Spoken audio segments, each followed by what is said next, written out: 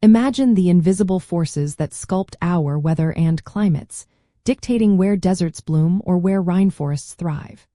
These powerful, continuous currents of air are always at work, circulating energy and moisture across our entire planet, profoundly influencing daily life in regions around the globe.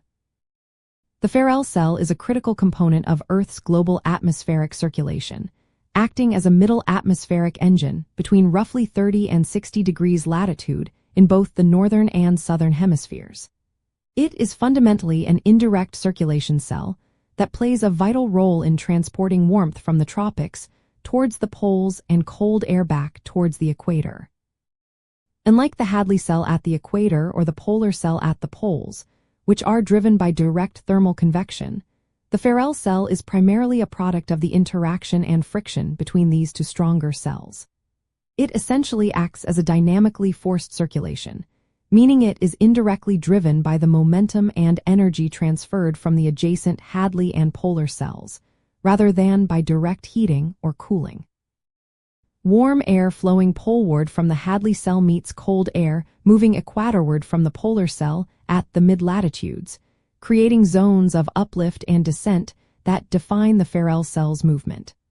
This complex interaction creates a prevailing westerly wind pattern at the surface in these latitudes. Understanding the Ferrel cell helps explain why mid-latitude regions, like much of North America, Europe, and parts of Asia, experience such variable weather patterns. Its influence contributes to the formation of the subtropical jet stream, which guides storms and weather fronts across continents.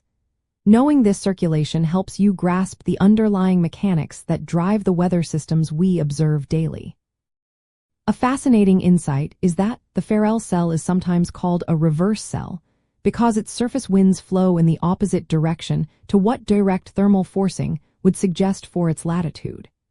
This indirect nature highlights its role as a necessary connector, a kind of atmospheric gear that transfers energy and balances the thermal differences between the tropics and the poles, maintaining Earth's climatic equilibrium. Grasping the concept of the Ferrel cell provides a deeper appreciation for the interconnectedness of Earth's climate systems. It clarifies how air masses move across vast distances and why our mid-latitude climates are so dynamic, ultimately enriching your understanding of global weather patterns and their profound impact on geography.